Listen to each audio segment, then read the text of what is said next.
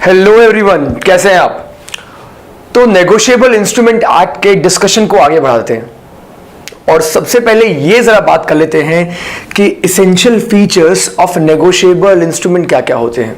Negotiable instrument जैसा कि हमने पहले बात की थी, 3 तरह के होते हैं, promissory note, bills of exchange and cheque. इसके अलावा किसी को भी हम नेगोशिएबल इंस्ट्रूमेंट की डेफिनेशन में इंक्लूड नहीं करते।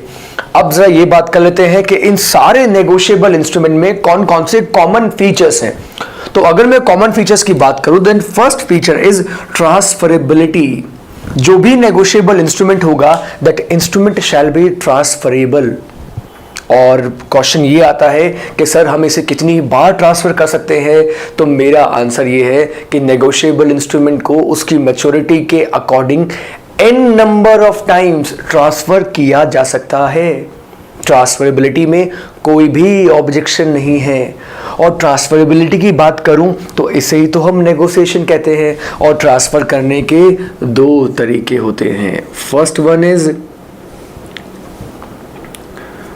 2 तरीके होते हैं ट्रांसफर करने के, और अगर हम उसकी बात करें तो फर्स्ट होता है एंडोर्समेंट और दूसरा तरीका है डिलीवरी। इन 2 तरीके से किसी भी इंस्ट्रूमेंट को ट्रांसफर किया जा सकता है। डिलीवरी किसके लिए होता है? डिलीवरी होता है बियरर इंस्ट्रूमेंट के लिए। बियरर इंस्ट्रूमेंट वही जिसपे किसी का नाम नहीं लिखा होता, उस इंस्ट्रूमेंट को हम बियरर इंस्ट्रूमेंट कहते हैं। और जिसपे किसी का नाम मेंशन्ड हो तो वहाँ एंडोर्समेंट होता है, और एंडोर्समेंट हमेशा रिटर्न फॉर्म में होता है। यानी कि ये एंडोर्समेंट वो कर पाएगा जिसके फेवर में वो इंस्ट्रूमेंट बना था। फॉर एन एग्जाम्पल, अगर मैं आपको एक चेक दूं और उस चेक के ऊपर किसी का नाम ना लिखा हो और आपके पास वो चेक है और आप उस चेक को फर्दर किसी और को ट्रांसफर करना चाह रहे हैं, तो उस चेक को आप नेगोशिएट कर सकते हैं सिर्फ डिलीवरी देकर, क्योंकि उस पे किसी का नाम ही नहीं था। तो आपने उसे नेगोशिएट कर दिया डिलीवरी की तरह। लेकिन मैं अगर आपको एक बिल ऑफ एक्सचेंज दूं, तो जो बिल्स ऑफ एक्सचेंज मैं आपको दूंगा उसमें अगर आपका नाम लिखा हुआ है तो उसे नेगोशिएट करने के लिए आपको अपने साइन करने पड़ेंगे। उस इंस्ट्रूमेंट के पीछे आपको लिखना पड़ेगा कि आप उसे किसके फेवर में एंडोर्स कर रहे हैं। तो यहाँ क्योंकि ये रिटर्न फॉर्म में हुआ और ये जो बियरर इंस्ट्रूमेंट था, ये सिर्फ मैंने बियरर इंस्ट्रूमेंट की यहाँ बात करी, तो यहाँ इसे बियरर इंस्ट्रूमेंट किस तरीके से कह सकते हैं अभी हम इसकी बात करेंगे। तो इसे मैं ज़रा ये कह देता हूँ कि ट्रांसफ़र बाय डिलीवरी जो है वो बियरर इंस्ट्रूमेंट के लिए इस्तेमाल किया जाता है।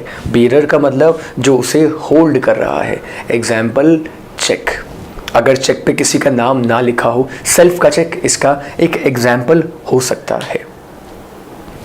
अब ज़रा बात करते हैं, दूसरा पॉइंट आया इंडिपेंडेंट टाइटल।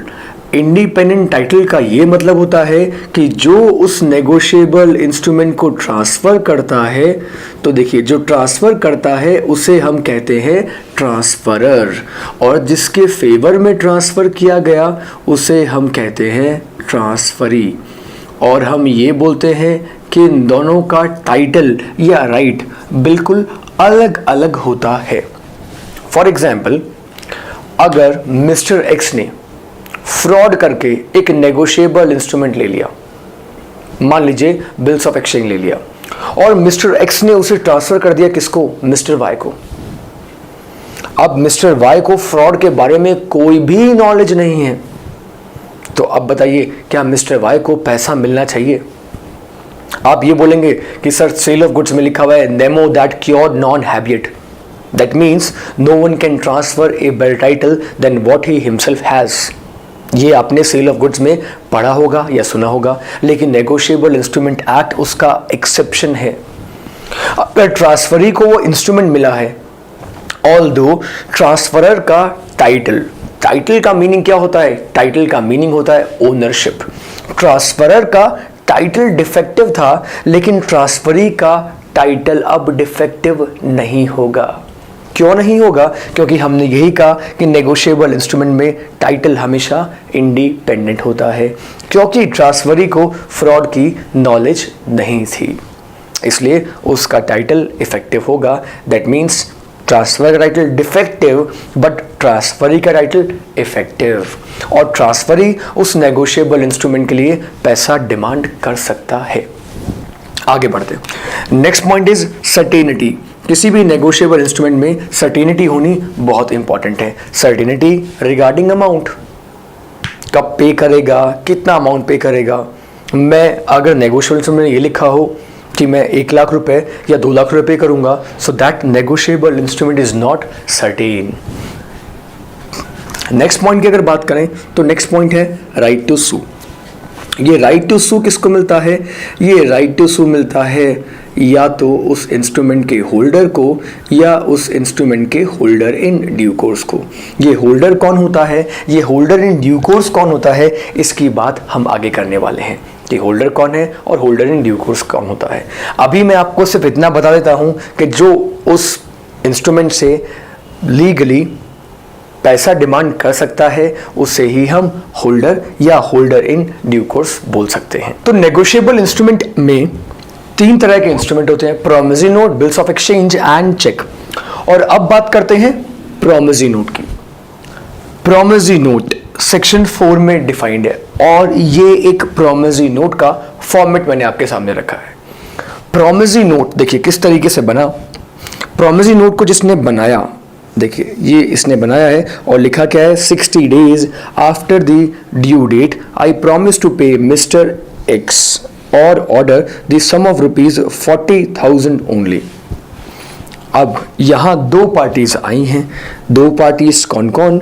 जिसने इसको बनाया है वो है इस इंस्ट्रूमेंट का मेकर, और इसने जिसके फेवर में बनाया है वो बन गया इस इंस्ट्रूमेंट का पे। तो हमेशा हम बोलते हैं कि प्रोमिसरी नोट में there are 2 parties, first one is maker and the other one जिसे पैसा मिलना है उसे हम कहते हैं पे। और हर प्रोमिसरी नोट के साथ एक स्टैंप ड्यूटी भी लगी होती है। स्टैंप ड्यूटी जो रेवेन्यू स्टैंप की फॉर्म में हम पे करते हैं। यहाँ ये इसका अमाउंट यहाँ पे हमने दिखा दिया कि 40,000 पे करेगा और साथ में एक टाइम लिमिट भी लिखी हुई है, द सम ऑफ ₹40,000 ओनली। तो देखिए यहाँ टाइम लिमिट का होना बहुत इंपॉर्टेंट है। तो टाइम लिमिट कौन सी है? 60 days after the due date I promise. तो ये बन गई इसकी ड्यू डेट। ये ड्यू डेट कब से बनेगी? ये ड्यू डेट बनेगी इस डेट से। तो 5 जून को ये इंस्ट्रूमेंट बनाया गया है, तो 5 जून प्लस 60 डेज वो बन जाएगी इस इंस्ट्रूमेंट की मैच्योरिटी डेट। ग्रेस डेज वाला कॉन्सेप्ट के बारे में मैं आगे आपसे बात करूंगा कि कैसे नेगोशिएबल इंस्ट्रूमेंट्स में ग्रेस डेज भी मिलते हैं। यहां मैं आपको एक बात क्लियर कर दूं कि चेक में कभी ग्रेस डेज अवेलेबल नहीं होता। तो यहां इस डेट से हम इसकी मैच्योरिटी कैलकुलेट कर सकते हैं। 2 parties I, first one is maker and the second one is पेई। और अगर ये पेई चाहे तो इस नेगोशिएबल इंस्ट्रूमेंट यानी कि इस प्रोमिसरी नोट को फर्दर नेगोशिएट कर सकता है। और वो नेगोशिएट करने का तरीका जो हमने देखा कौन सा? आइदर एंडोर्समेंट और डिलीवरी। तो प्रोमिसरी नोट के एलिमेंट्स कौन कौन से होते हैं जरा इनकी बात कर लेते हैं। तो first one is in writing and signed by the maker. अगर मैं आपको ओरली कहूं कि मैं आपको 1 लाख रुपए करूंगा, 2 लाख रुपए करूंगा, तो वो प्रोमिसरी नोट की कैटेगरी में नहीं आएगा। वो प्रोमिसरी नोट की कैटेगरी में तब आएगा जब वो रिटर्न फॉर्म में हो और साथ ही साथ साइंड हो। किसके? मेकर के। ये रिटर्न फॉर्म में किसी पेपर पे हो और उसके साथ रेवेन्यू स्टैंप पे की हो, जिसे स्टैंप ड्यूटी हम कहते हैं। और प्रॉमिस या अंडरटेकिंग टू पे हो। This must be A unconditional promise. Unconditional promise होना रिक्वायर्ड है। ये अनकंडीशनल प्रॉमिस क्या होता है? यानी कि ऐसा ना हो कि मैं तुम्हें शादी के बाद पे करूंगा, यानी कि जब ए की शादी बी से हो जाएगी, बी की शादी सी से हो जाएगी और वॉट एवर इट इज, या ऐसी कंडीशन जब लगाई जाएंगी ना, इसके प्राइम मिनिस्टर बनने के बाद, इसके सीएम बनने के बाद, इसके हीरो बनने के बाद, ऐसी कंडीशन के प्रॉमिसरी नोट नहीं बन सकते क्योंकि वहां कंडीशंस आ गई हैं और अनकंडीशनल होना चाहिए। गुड्स के अराइवल के बाद पे करूंगा, सेफ अराइवल के बाद, ये एक कंडीशन है। तो ऐसी कंडीशन के साथ प्रॉमिसरी नोट नहीं बनाया जा सकता। That must be unconditional, and money and certain some of money, money की फॉर्म में ही वो कंसिडरेशन पे होगा। दूसरा, ऐसा नहीं हो सकता कि आपने मुझे गुड सप्लाई किए, मैं बदले में आपको मोबाइल फ़ोन सप्लाई करूंगा, क्योंकि मोबाइल फ़ोन्स मनी नहीं है और मोबाइल फ़ोन देने के लिए प्रॉमिसरी नोट नहीं बन सकता।